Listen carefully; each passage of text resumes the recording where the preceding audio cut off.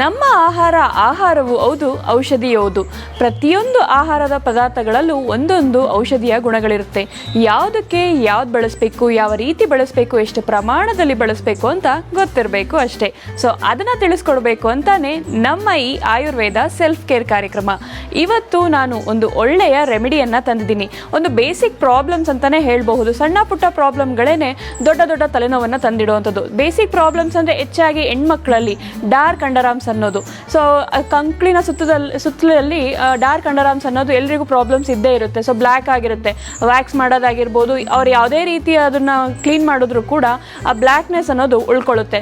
So ಈ dark ಅಂಡರ್ಆರ್ಮ್ಸನ್ನು ತೆಗೆದುಹಾಕೋದು ಹೇಗೆ, ಮನೆಯಲ್ಲಿ ಸಿಗುವ ಪದಾರ್ಥಗಳನ್ನು ಯೂಸ್ ಮಾಡಿಕೊಂಡು ಅಂತ ನಾನಿವತ್ತು ತೋರಿಸ್ಕೊಡ್ತೀನಿ. ಸೊ ಇದಕ್ಕೆ ಬೇಕಾಗಿರುವ ಇಂಗ್ರೀಡಿಯೆಂಟ್ಸ್ ಏನು, ಯಾವ ರೀತಿ ಮಾಡಬೇಕು ಅಂತ ನೋಡೋಣ ಬನ್ನಿ.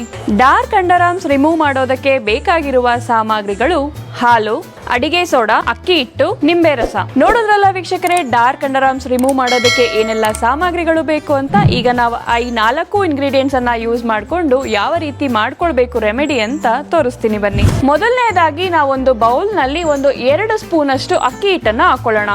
ಸೊ ಅಕ್ಕಿ ಹಿಟ್ಟನ್ನು ನಾನು ಯಾಕೆ ತಗೊಳ್ತಾ ಇದ್ದೀನಿ ಅಂತಂದ್ರೆ ಇದರಲ್ಲಿ ಆಂಟಿ ಬ್ಲೀಚಿಂಗ್ ಏಜೆಂಟ್ ಪ್ರಾಪರ್ಟೀಸ್ ಹೆಚ್ಚಾಗಿದೆ. ಸೊ ಅದಿರೋದ್ರಿಂದ ನಮ್ಮ ಸ್ಕಿನ್ ಅನ್ನ ಬ್ರೈಟ್ ಮಾಡೋದಕ್ಕೆ, ವೈಟ್ ಮಾಡೋದಕ್ಕೆ ತುಂಬಾನೇ ಹೆಲ್ಪ್ ಮಾಡುತ್ತೆ. ಸೊ ಅಕ್ಕಿ ಹಿಟ್ಟನ್ನು ಹಾಕೊಳ್ಳೋಣ. ಈಗ ನಾನು ಅಡುಗೆ ಸೋಡಾವನ್ನು ಬಳಸ್ತಾ ಇದ್ದೀನಿ. ನೀವು ನಾರ್ಮಲ್ ಆಗಿ ಅಡುಗೆಗೆ ಈ ಬಜ್ಜಿ ಅಥವಾ ಹಿಟ್ಟುಗಳಿಗೆ ಯೂಸ್ ಮಾಡ್ತಿರಲ್ಲ ಸೋಡಾ, ಅದೇ ಸೋಡಾ. ಇದನ್ನು ನಾನು ಒಂದು ಅರ್ಧ ಸ್ಪೂನ್ ಅಷ್ಟು ಹಾಕೊಳ್ತಾ ಇದ್ದೀನಿ. ಇದು ಅಷ್ಟೇ ನಮ್ಮ ಸ್ಕಿನ್ನನ್ನು ಎಕ್ಸ್ಫಾಲಿಯೇಟ್ ಮಾಡೋದಕ್ಕೆ ಹೆಲ್ಪ್ ಮಾಡುತ್ತೆ, ಕೊಲಾಜಿನ್ ಪ್ರೊಡಕ್ಷನ್ಗೆ ಹೆಲ್ಪ್ ಮಾಡುತ್ತೆ. ಸೊ ಇದು ಕೂಡ ನಾನು ಒಂದು ಅರ್ಧ ಸ್ಪೂನ್ ಅಷ್ಟು ಹಾಕೊಳ್ತಾ ಇದ್ದೀನಿ. ನೆಕ್ಸ್ಟ್ ನಾನು ಬಳಸ್ತಾ ಇರೋದು ಹಾಲು. ಸೊ ನಾರ್ಮಲ್ ಹಸುವಿನ ಹಾಲು ಕಾಯಿಸೋ ನೆಸೆಸಿಟಿ ಇಲ್ಲ, ಹಸಿ ಹಾಲನ್ನೇ ತೊಗೊಂಡ್ರೆ ಸಾಕು. ಸೊ ಹಾಲು ನಮ್ಮ ಸ್ಕಿನ್ನನ್ನು ಸಾಫ್ಟ್ ಮಾಡೋದಕ್ಕೆ ಹೆಲ್ಪ್ ಮಾಡುತ್ತೆ. ಯಾವುದೇ ರೀತಿಯ ಕಲೆಗಳಿದ್ದರೆ ಅದನ್ನು ಹೋಗ್ಲಾಡ್ಸೋದಕ್ಕೆ ಹೆಲ್ಪ್ ಮಾಡುತ್ತೆ. ನಾರ್ಮಲ್ ಆಗಿ ಅಂಡರ್ಆರ್ಮ್ಸ್ ಅಂತಂದರೆ ಬ್ಲ್ಯಾಕ್ ಆಗಿರುತ್ತಲ್ಲ, ಸೊ ಅದನ್ನು ಹೋಗ್ಲಾಡ್ಸೋದಕ್ಕೆ ಹಾಲು ಹೆಲ್ಪ್ ಮಾಡುತ್ತೆ.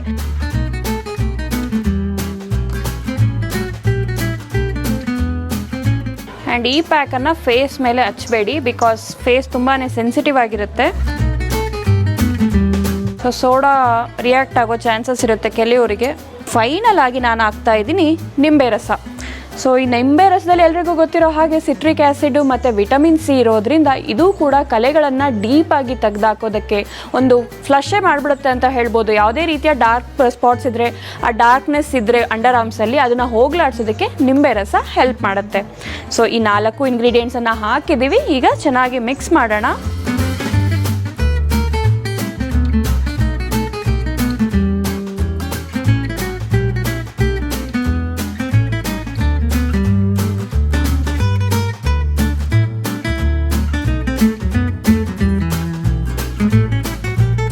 ಡಾರ್ಕ್ ಅಂಡರ್ ಆರ್ಮ್ಸ್ಗೆ ರೆಮಿಡಿ ರೆಡಿ ಆಗಿದೆ.